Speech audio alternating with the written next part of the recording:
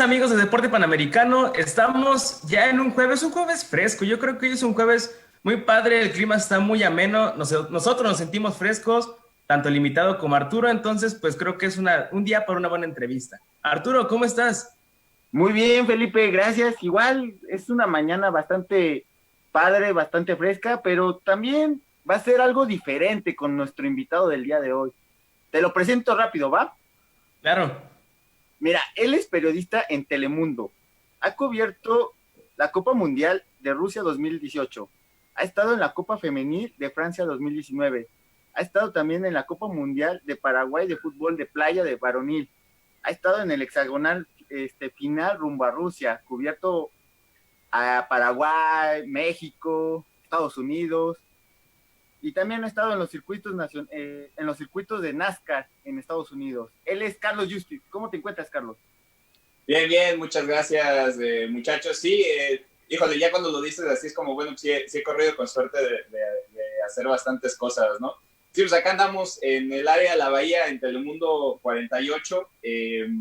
Tenemos ya 6 meses por acá siendo presentadora de deportes a nivel local para que es todo el área de la Bahía, en lo que es cerca de San José y San Francisco.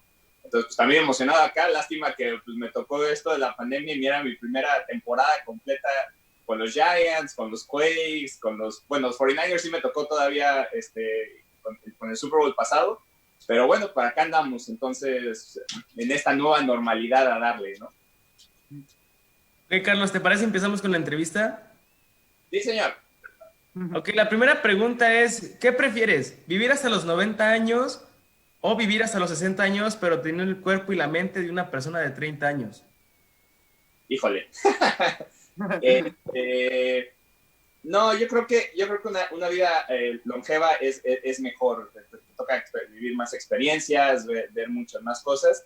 Y yo sí soy de la idea de que las etapas se tienen que ir quemando, se tienen que ir pasando. Entonces, en ese sentido, pues tus 30 fueron tus 30 y viene una etapa diferente y hay que saberla vivir y hay que saberla tener y así sucesivamente, ¿no? O sea, ese plan también de repente también ser más grande, ser abuelo, ser como el viejo sabio, esa parte no me molesta, creo que para mí siempre será mejor.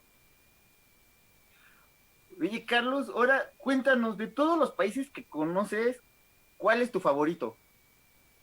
Híjole, favorito, es diferente, es raro, porque en todas partes que vas, creo que una de las cosas más lindas es conocer gente, ¿no? Entonces, siempre te vas de esos lugares con muy buenos recuerdos, con muchísima gente que conoces, algunos de ellos se vuelven amigos de toda la vida, o sea, por ejemplo, te puedo contar que en Rusia, el grupo de reporteros que fuimos con Telemundo Deportes, todavía tenemos un grupo de WhatsApp y hacemos reuniones así sociales por Zoom nada más para platicar y eran periodistas de Colombia, de Costa Rica, de España, obviamente tengo amigos mexicanos, entonces esa parte siempre fue como lo mejor de ese grupo, ¿no? Y después, por ejemplo, en Francia, también colaboré mucho con la gente de la FIFA porque el Mundial Femenino, al tener menos cobertura, la gente de la FIFA te involucras mucho con ellos y también ahora te vuelves amigos de ellos, ¿no? Entonces, creo que eso te dificulta pensar en qué país te gusta más porque te quedas pensando como, bueno, ¿en dónde me la pasé mejor, ¿no? Pero si fuera por destacar algo que yo creo que la gente no está muy acostumbrada, Rusia es un país que tiene muchísimas cosas para ver. Uno no piensa normalmente en, voy a hacer un viaje a Rusia de vacaciones, pero San Petersburgo es espectacular, creo que es de mis ciudades favoritas en el mundo. Ahora, si mañana pudieras levantarte disfrutando de una habilidad nueva, ¿cuál sería? De una habilidad nueva, ah, yo creo, si tuviera, si tuviera chance de hacer algo que no sé hacer, es definitivamente tocar un instrumento musical. Esa fue la única cosa que mis papás me impulsaron, pero yo solito me zafé. Entonces creo que si pudiera aprender a tocar el piano, tocar la guitarra, sería así como el máximo. O incluso cantarle. Con cantarme conformaba, no estaba ni siquiera tocar los instrumentos. ¿Consideras que no cantas bien? No, definitivamente no. Puedo mantener un poquito, un tono, obviamente por lecciones de voz y eso que uno necesita para estar en televisión, lo aprende o te tratas de aprenderlo, pero no, o sea, si tuviera que cantar, o sea, mato a todo el mundo le apaga y se va. Pero te gusta mucho la música, ¿no? O de plano casi no escuchas. No, sí, y de hecho soy de esos que si te acuerdas cuando todos teníamos el iPod, mi iPod era súper raro, porque te metías, y la mayoría de mis amigos, de lo que más me gusta de música, diría que soy medio hippie. Tengo mucho rock setentero, que era lo que más escuchaba en mi casa, entonces como que se me pegó y era lo que más oías. Pero conforme fue pasando el tiempo, pues le vas metiendo de todo. Entonces llega un momento que literal ponías el iPod en shuffle y te salía desde Alejandro Fernández hasta reggaetón y música electrónica. Entonces, en general la música me fascina y no soy muy picky con los géneros, de hecho. Tu iPod era una rocola, básicamente. Sí. Además, te digo, era horrible porque si lo ponías en aleatorio, te salía cualquier cosa. Entonces, de repente era así como, ¿qué no estábamos oyendo a David Guerra? ¿Qué tiene que ver eso con Los Ángeles Azules? Es lo que es. Y cuéntanos, ¿cuál ha sido la anécdota que más recuerdes dentro de tu vida laboral? Yo creo que la historia que a mí como ese niño fanático me ha gustado más en cuestión laboral y anécdota es que el segundo día que estaba yo cubriendo el Mundial, estábamos todos en el centro de medios y había una explicación sobre el VAR, había una demostración que nos iban a explicar cómo funcionaba el VAR y las reglas del VAR, y la estaba llevando Roberto Rossetti. Roberto Rossetti fue el árbitro del partido de México y Argentina del 2010. Ya ves que nos clavaron 3 y que hubo ese gol en fuera de lugar de Tevez, espantoso. Entonces Rossetti está dando la plática, me asignan a mí para ir a la plática y después tenía yo una entrevista con Rossetti. Entonces termina la plática, estamos acomodando las cosas y cuando me presento con Roberto habla como 4 o 5 idiomas, es una persona súper inteligente. Me dice que de dónde soy, y le digo, soy mexicano. Y la cara que hizo Roberto Rossetti de pena y de que te van a matar, y le dije, no te preocupes, o sea, es fútbol y pasa. Y me dice Rossetti, ¿sabes qué? Ese es el partido que más me ha dolido en toda mi carrera, primero porque me costó el Mundial, de hecho creo que casi me costó la carrera, me costó retirarme, y pues no puedo pedir perdón, pero yo sé que me equivoqué, y si hubiera existido el VAR eso nunca hubiera pasado. Entonces el simple hecho de que Roberto Rossetti me haya dicho eso así verbalmente, como que calmó ese fuego interior que tenías, como de, obviamente que gritaste de todo el día que pasó el partido, y creo que eso es así como de las cosas que sí te da esta profesión, que dices, bueno, no todo está tan mal. Si una bola de cristal te pudiera decir la verdad o algo sobre el futuro, ¿qué le preguntarías? Me gustaría saber que con todo esto que está pasando, que no estamos tan mal como humanidad, y saber que si vamos a encontrar alguna forma de salir adelante y hacer las cosas mejor. Por en caso de que no, pues entonces te dice que tal vez puedas tratar de trabajar y hacer más de tu parte para poder hacerlo. Sí, claro, hay una respuesta muy interesante porque pues ahorita sí se extraña todo. Yo creo que más el fútbol, de las últimas veces que al menos aquí en la Liga MX hubo partidos sin gente, es un ambiente bien diferente y también se extraña ir al estadio y regresar a la vida normal que teníamos, básicamente. Sí, además, por ejemplo, en mi caso, justo estaba arrancando la MLS y tenemos un convenio aquí en Telemundo 48 en el área de la Bahía con los San Jose Earthquakes. Entonces nos tocaba transmitir un par de partidos, entonces me iba a tocar estar de cancha, o sea, eran cosas que te tocaba hacer seguido, porque los primeros partidos de los Quakes vas, el opening day de las ligas mayores también ibas, entonces que se hacen en el estadio, de repente no poderlas hacer, pues sí, sobre todo cuando te dedicas a esto, sí es diferente y te frustra, por más que digas que no. Ahorita que tocaste el tema de ras de cancha, ¿cuál fue tu primer sentimiento que te pasó por la cabeza cuando estuviste por primera vez en un ras de cancha? Fíjate que ahí esa parte es interesante porque yo jugué hasta segunda división en Cruz Azul.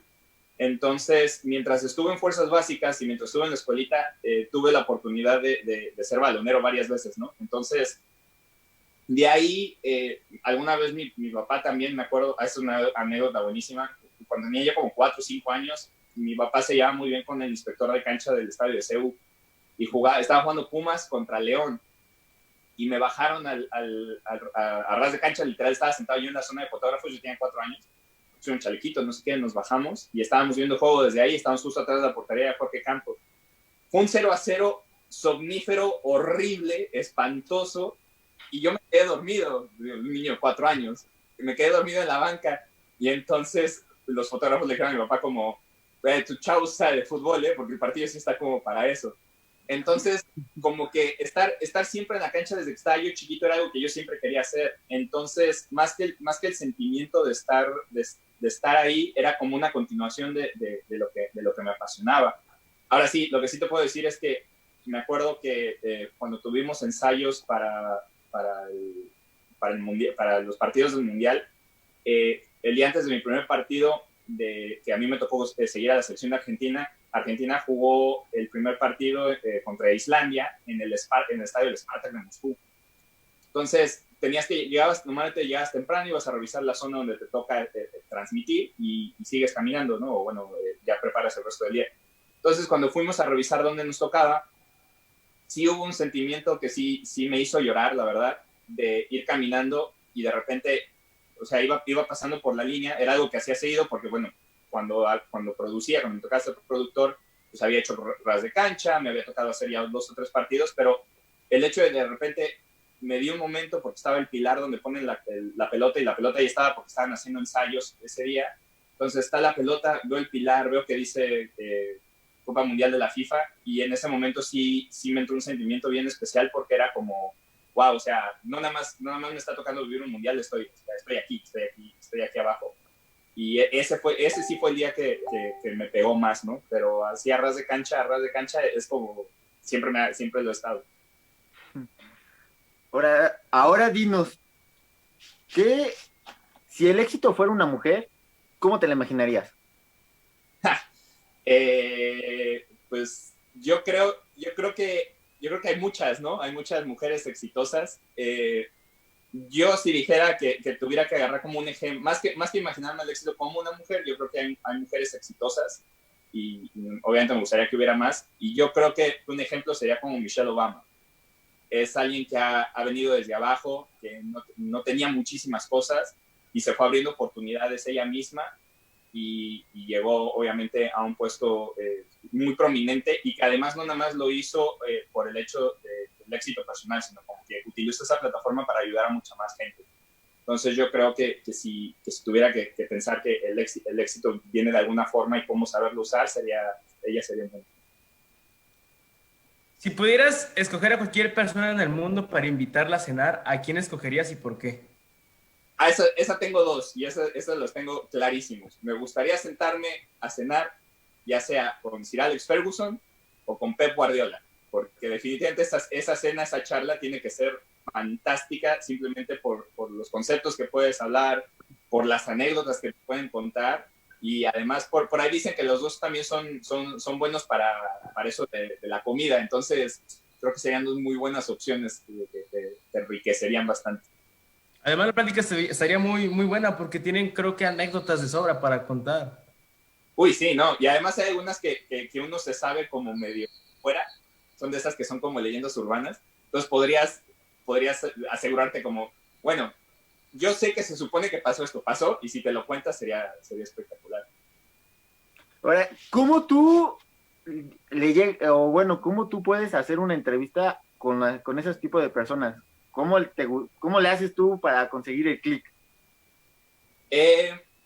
Normalmente es curioso porque lo primero que tienes que sacar de la cabeza es cuando eres profesional, es el hecho de no verlo como fanático. Una vez que pasas ese plano y rompes ese plano, entre más grande es la estrella, normalmente mejores entrevistas hace.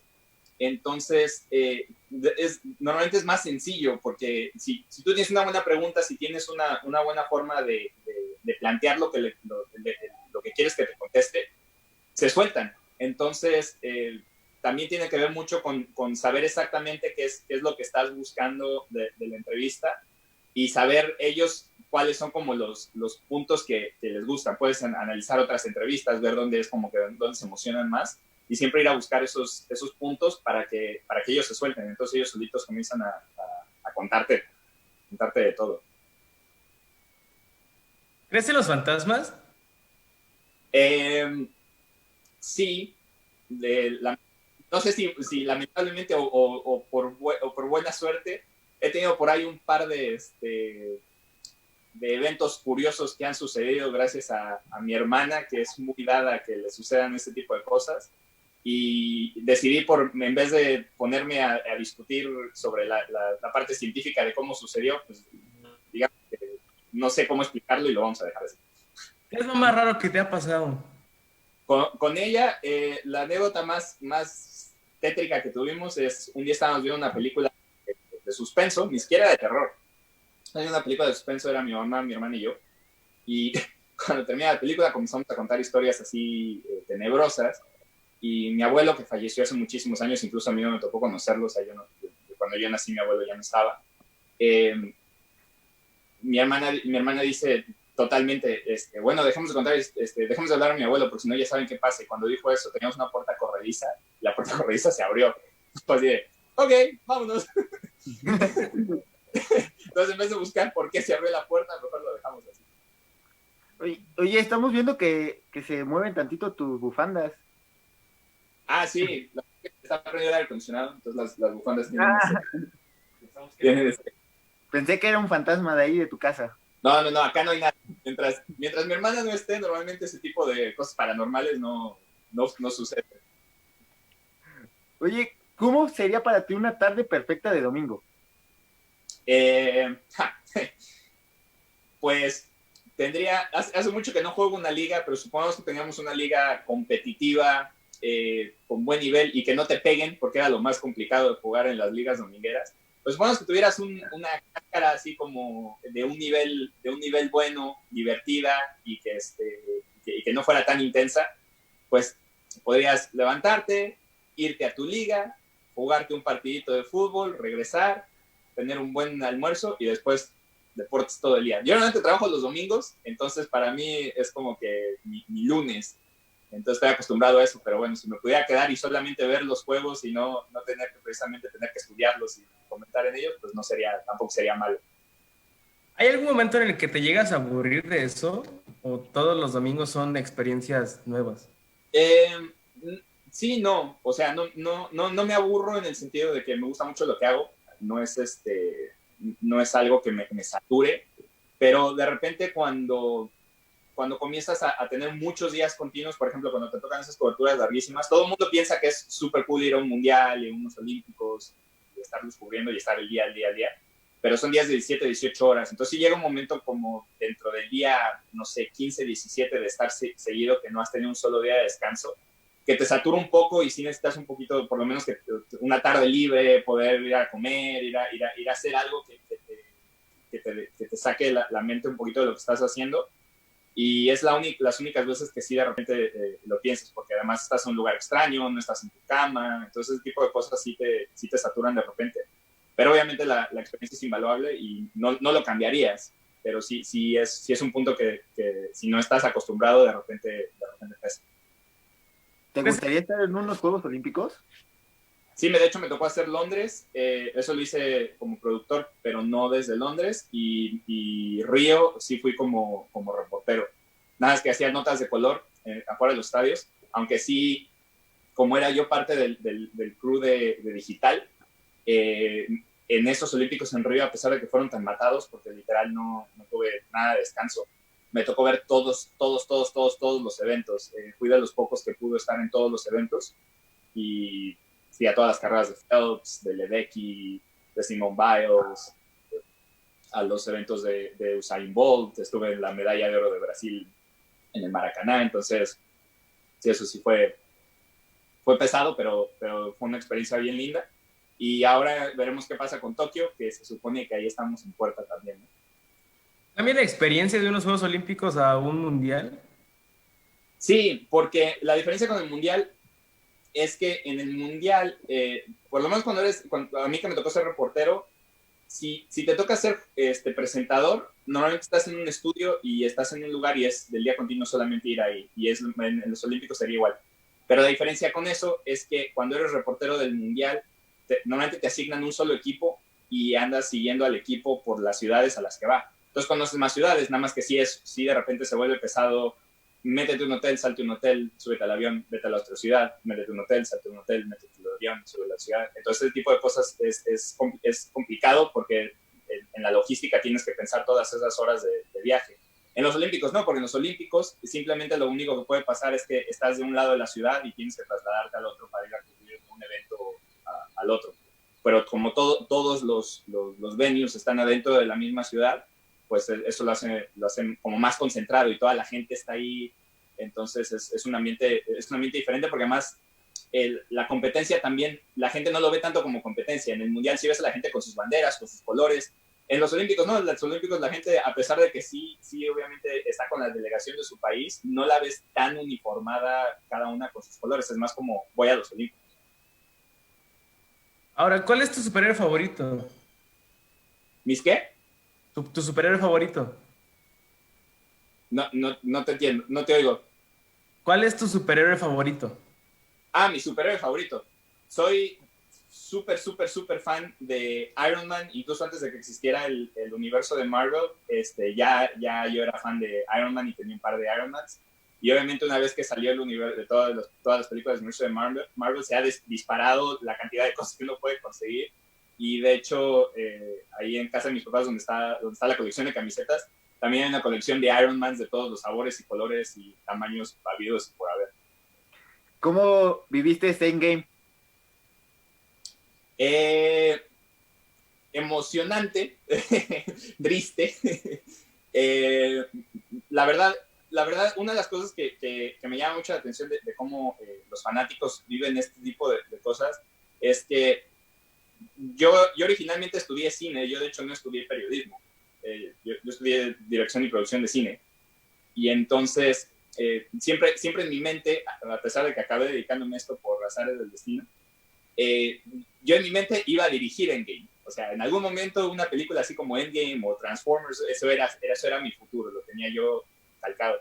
Entonces, entiendo las dificultades que tiene una producción de ese tamaño y de repente cuando veo que la gente se queja porque dice, es que eso está mal, o la historia no sé qué, pues simplemente realizar un monumento de ese tamaño para que se vea creíble, porque obviamente todos sabemos que es ciencia ficción y es fantasía, pero el hecho el trabajo que conlleva de una producción de casi 400, 500 personas para poder darte esos 20 segundos de una explosión de una nave que no existe en la vida real y que hay que recrearla de alguna manera, pues yo la aprecio mucho más, ¿no? Entonces creo que todo eso, a través de eso en el universo de Marvel es algo que siempre me ha gustado. ¿Y cuál consideras tú que es mejor franquicia, DC o Marvel? Bueno, como cómics, es que depende. Como cómics, yo creo que DC es un poquito más oscura. DC entra en unos puntos como de la vida humana muy dark de repente. Es algo que los define. Entonces, por ejemplo, si tú lees un cómic o sigues uno de los arcs de Batman, por ejemplo, te das cuenta que hay lugares que son, o sea, hay cosas que son súper heavy, que no pasan en Marvel. Marvel es un poquito más fantasía en ese sentido. Incluso reviven y desreviven, tienen universos alternos, o sea, ese tipo de cosas lo hace más divertido. Pero como franquicia en películas, Marvel se los lleva, pero de calle. ¿Tienes algún villano favorito? Si tuviera que decir que hay un villano favorito, sería Darth Vader en Star Wars, porque creo que es de los... Hay muchos villanos que de repente te los presentan como que son el mal completo, ¿no? Y creo que Darth Vader tiene esa cualidad de que no es tan malo y en el fondo siempre hay algo de luz dentro de él. Y al final de cuentas, si te pones a pensarlo, puede haber hecho cualquier cantidad de destrozos y cosas que lo llevaron obviamente a tener el final que tuvo, pero siempre estuvo al pendiente de su familia, de alguna manera trató de protegerlos, aunque tuviera que seguir un cierto tipo de órdenes y ya estuviera muy destrozado en lo que era los buenos valores, pero creo que ese tipo de cosas lo hace como un personaje como más enriquecedor en ese sentido. Y bueno, cambiando totalmente de tema, ¿Qué país te gustaría visitar? La verdad estoy muy emocionado por los Juegos Olímpicos de Tokio, porque si ojalá podamos estar allá. Japón es uno de los lugares que más he querido visitar. Me llama mucho la atención por todo lo que representa, porque es una mezcla bien interesante, porque no he podido visitarlo, pero por lo que se ve, cuando tú llegas a Japón, Japón es una mezcla entre el pasado, el presente y el futuro, porque está toda esa historia milenaria que tiene el país, todas las cosas que vienen desde las dinastías y de su parte histórica y colonial, por decirlo de alguna manera. Y después, obviamente, está la forma en la que viven y todos los adelantos tecnológicos que tienen. Entonces, es un balance muy, muy marcado entre ver que la historia se fusiona con el futuro y todos están viviendo en ese plano. Entonces, ojalá se pueda, ojalá sí sucedan los Olímpicos el próximo año y pues ahí estaremos. Oye, ¿y hay algo que hayas querido hacer desde hace mucho tiempo, pero que aún no lo has hecho? Sí, no he terminado la carrera de director técnico, es algo que tengo ahí pendiente. He tomado un par de cursos, tengo una licencia muy, muy básica para poder dar clases a nivel sub-17 aquí en Estados Unidos, pero no he podido meterme de full a estudiar para director técnico, y es algo que he estado investigando y estoy viendo cómo hacer. Obviamente lo complicado son que todas las prácticas en persona, pues tienes que tomarte una semana, un tiempo así para poder irlas a hacer, y a veces con el trabajo eso no se me ha facilitado, pero eso está ahí en mi tintero de hacerlo. ¿Te gustaría hacer DT algún día?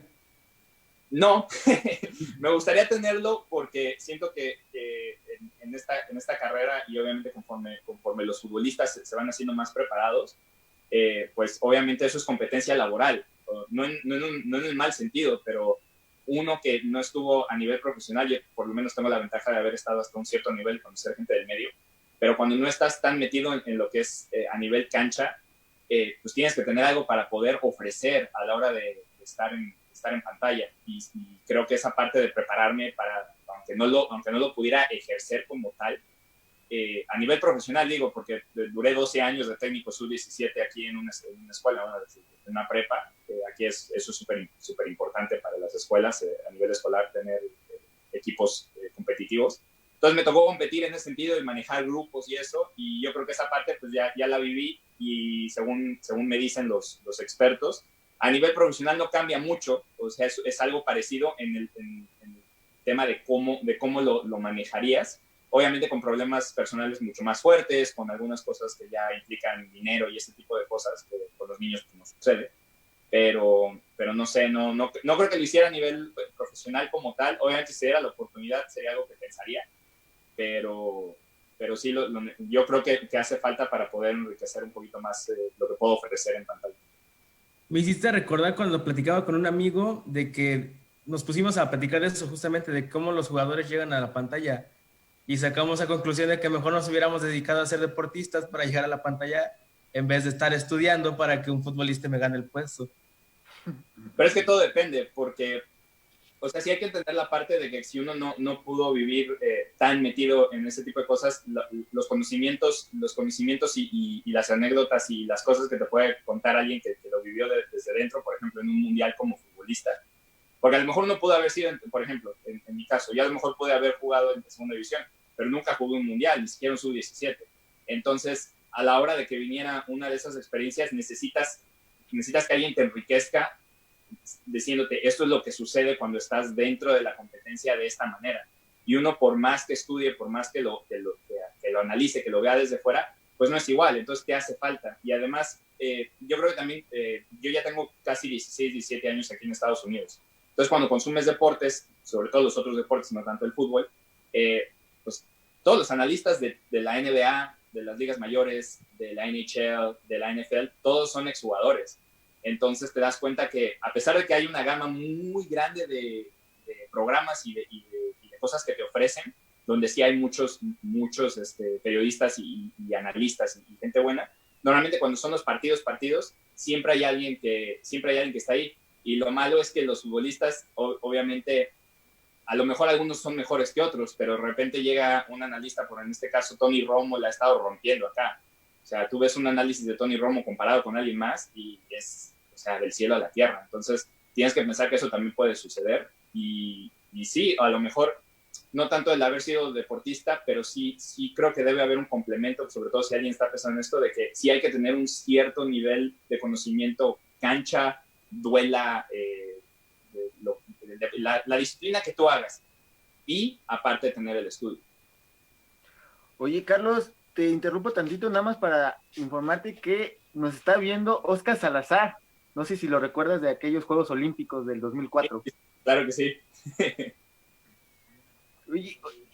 Oye, ¿te gusta leer? Sí, me fascina. Últimamente he dejado, me gustaban mucho las novelas, me gustaba mucho la ficción, creciendo. Y creo que cuando terminé la universidad, cuando empecé a trabajar en esto, me he dedicado a hacer mucho más, me he dedicado a leer muchas más cosas como biográficas y sobre el deporte. E incluso, por ejemplo, hay un libro que me fascina, que incluso he tratado de conseguir una nueva edición que es sobre economía en el deporte. Entonces me he enfocado mucho en esas cosas y me llama mucha atención y las leo, y he dejado un poco de lado la ficción, que siempre me ha gustado. Entonces siempre estoy abierto a recomendaciones también para despegarme un poquito y si lo puedo conseguir, lo hago. De ficción, ¿qué autores te gustan o qué tipo de libros te gusta leer? Pues mira, cuando estaba saliendo la preparatoria era muy fan del realismo mágico. Obviamente García Márquez de repente era bastante denso, pero era alguien que me gustaba leer mucho. Y luego, si eran cosas más sencillas para tratar de despejar la mente un poquito, me gustaban mucho las novelas de Isabel Allende, y de repente, no sé, también me gustaba ir a las partes, había recomendaciones de algunas cosas que no son autores como tal, sino que era como que, léete este libro, y mis amigos me lo daban, o iba y lo conseguía. Incluso mi mamá era muy dada de que llegaba un jueves a la casa con un libro, y no era una recomendación, algo le llamó la atención porque leyó la parte de atrás, y ahí hacíamos nuestra biblioteca. ¿Llegaste a leer La Casa de los Espíritus? Sí, por supuesto. Por supuesto. ¿Qué Carlos, tal te pareció? ¿Cómo? ¿Qué tal te pareció? El libro me parece fantástico. Hay muchos temas de cómo la vida te va cambiando, que me gustó mucho Sobre la historia de Chile, ¿no? No, además, lo que pasa es que mi problema también en ese sentido es que obviamente Chile es un país que cuando estuvo precisamente Allende, tuvo como lados muy extremos, ¿no? Entonces también depende de qué lado lo leas, también es como la interpretación que te puede dar de la historia. Entonces de repente sí también hay que leer de ambas partes para ver dónde estaba ese conflicto y tener un entendimiento mejor de lo que pasó en Chile en ese momento. oye Carlos, ¿qué opinas de los cambios que ha hecho la Liga MX pues en estos días, básicamente? Mira, yo creo que son necesarios, lamentablemente.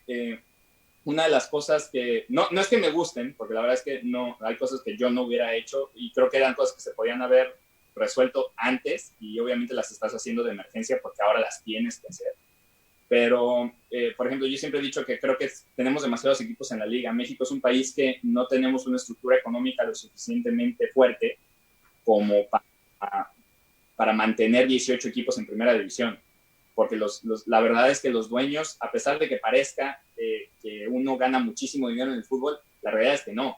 Uno como dueño de un equipo sí tiene algunas utilidades, pero no es esta idea de que, no va a ser... Si tú te vas a pensar, no hay un solo dueño de un equipo que se haya vuelto millonario por tener un equipo de fútbol. No son millonarios que compran equipos de fútbol. Y no es nada más en México, es en todo el mundo. Entonces, como no tenemos una estructura económica lo suficientemente fuerte y tantos inversionistas como para mantener todos estos equipos, para mí sería mejor que nuestra liga fuera recortada, o sea, por ejemplo, tener unos 10, 12 equipos en primera y que solamente 4 pasaran directo a la liguilla y después abajo tener otros 10 que estuvieran en una división de ascenso, que la haría mucho más competitiva, pero para eso primero tendrías que convencer a los patrocinadores de que invirtieran más en el ascenso para que llamara la atención y poner el ascenso en estas ciudades para que con esa fluctuación continua de equipos que van y vienen, y a lo mejor equipos históricos que regresan, y creo que eso lo haría mejor. Pero en este caso, pues bueno, las medidas que están tomando las están tomando porque no hay dinero en muchos equipos. O sea, tú te puedes saber el caso, por ejemplo, de Veracruz, y en el ascenso había muchísimos equipos que tenían 3-4 meses sin pagarle a sus jugadores. Un club no puede existir así. Entonces, dado que las cosas ya están así, pues estas medidas que están tomando tienen toda la lógica del mundo. No nos gustan porque a nivel deportivo, obviamente no tener ascenso y descenso le quita un poco de seriedad a la liga, por así decirlo, pero era necesario porque no había cómo solventar que el equipo que asciende no tiene los fondos económicos para mantenerse realmente en primera. Va a subir, va a tener un montón de problemas económicos y lo más seguro es que tenga que ni siquiera bajar, a lo mejor termina hasta desapareciendo. Entonces, creo que sí están tratando de proteger eso un poquito en las inversiones. Y digo, lamentablemente se tienen que tomar estas decisiones, pero creo que estructuralmente podría estructurarse mejor. Ahora, lo último es que cómo convences a seis dueños que están invirtiendo su lana para tener un equipo y mantenerlo en primera división, decirle, oye, ¿sabes qué? Te voy a mandar al ascenso para que podamos recortar la liga. Eso es muy difícil. ¿Y qué opinas de la venta del Monarcas a Mazatlán? Otra cosa que me llama la atención es que tenemos que entender que en México nuestra estructura de los dueños funciona más como los dueños de los deportes de Estados Unidos que en el resto del mundo con el fútbol. O sea, la mayoría de los equipos en el mundo, salvo los nuevos casos de los inversionistas árabes y chinos que han llegado a la Premier, casi todos se manejan por medio de socios. Entonces, estas sociedades permiten que el equipo, por más que esté en números rojos, llegue a alguien más y lo solvente. Entonces, eso lo ayuda. En México eso no sucede. En México tenemos más parecido cómo funciona la NFL, por ejemplo. Y si uno se pone a pensarlo, estos cambios de franquicia, primero no son nuevos. En México ha pasado desde hace mucho. O sea, el mismo caso de Querétaro, que ahora ya lo volvieron a vender a unos nuevos inversionistas. Querétaro empezó siendo Atletas Campesinos. Atletas Campesinos es un equipo que ya ni siquiera existe. Hay equipos como el Orizaba, que no existe. Tampico Madero ha ido y venido y aparece y desaparece. O sea, son franquicias que marcaron época, que la gente las seguía y de todas maneras desaparecen. Y no es de ahora, es de hace 20, 30, 40 años. Y caso concreto, como ahora a mí me tocó vivirlo aquí desde que llegué al área de la Bahía, los Raiders de Oakland eran de Oakland, se fueron a Los Ángeles, regresaron a Oakland y ahora otra vez se los llevaron a Las Vegas. Y nadie piensa, en esos casos, nadie piensa en la afición. Oakland era una de las aficiones muy, muy arraigadas con su equipo. O sea, si había algo en la ciudad de Oakland que era como el corazón de la ciudad, eran los Raiders. Y ahora se los quitan y ni siquiera les preguntaron. O sea, nadie se juntó con la gente de Oakland y les dijo, oigan, ¿saben que me voy a llevar el equipo a Las Vegas? ¿Cómo le hacemos? ¿Qué van a hacer ustedes? No es cierto, no les preguntaron, se fue ya. Y eso es lo mismo que pasó en México. Llegó, en este caso, TV Azteca o el Grupo Salinas, dijo, ¿saben qué? Tengo una oferta de Mazatlán para rescatar capital y tener más dinero, y se fueron. Entonces, creo que es un mal necesario dentro de cómo funciona nuestro fútbol, otra vez porque no tenemos una infraestructura para que llegue alguien y lo rescate. Y en este caso, pues bueno, si se fue, obviamente no, como afición, yo sé que como afición duele del tamaño del planeta, sobre todo una franquicia que tenía tantos años y que estaba a 2 días de cumplir 70 años, pero lamentablemente en México, digo, no es de ahora, siempre ha pasado. Si pudieras rescatar tú una franquicia histórica, ¿cuál sería? Híjole, yo creo que la que, no porque le tengo más apego, pero por leer su historia y por la mística que tenía, yo creo que sería el Zacatepec. Por cómo estaba armado. O sea, el hecho de que el ingenio fuera de los mismos campesinos, que ellos mismos fueran parte del equipo, creo que esa parte lo hace más como un equipo europeo, por así decirlo, ¿no? Es así como hace poco, creo que era el Salamanca o el Murcia que estaba vendiendo sus acciones. Creo que es algo parecido. Entonces creo que eso sería bastante atractivo. Y hacer un equipo del centro también es mucho más fácil que tenga acceso a muchos más equipos que si estuvieran en el norte o en el sur, porque eso ya hasta en términos gastos requiere mucho más logística. Entonces, digo, creo que si fuera una que yo tuviera que escoger, sería esa carretera. Te gustó bastante el libro, ¿verdad? Sí, no, fantástico.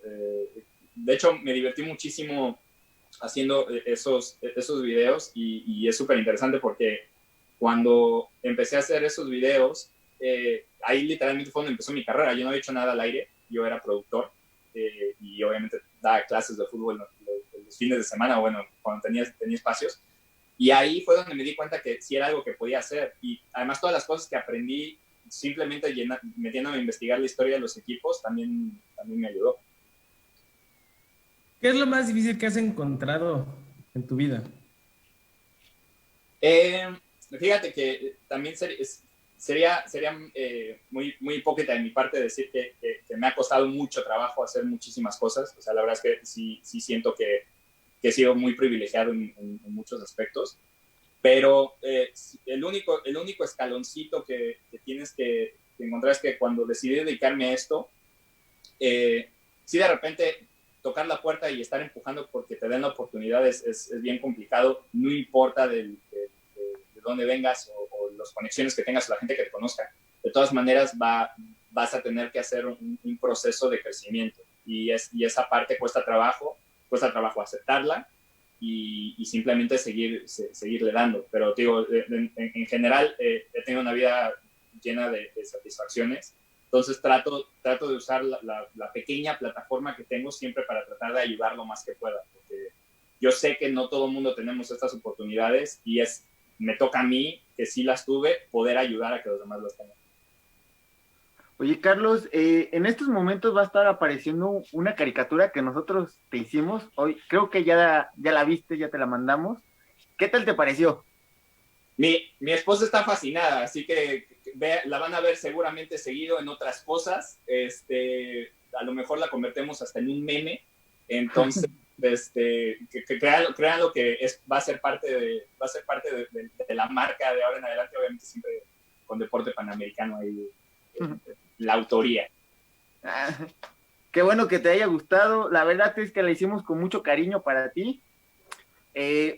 Ahora sí que hasta casi te pareces con la playera que traes ahorita. Mira. Que sí, es la de Miami, ¿no? La que dice. Sí, esta es la del Inter Miami FC, recién llegado a la liga. No me ha tocado pegarme tanto al equipo, más allá del hecho de que viví 14 años en Miami, entonces creo que por coincidente me tocaba que el equipo del MLS tenía que ser este. Pero allá la caricatura también nada más le ponemos el Telemundo 48, área de la Bahía, y ya, estamos hechos.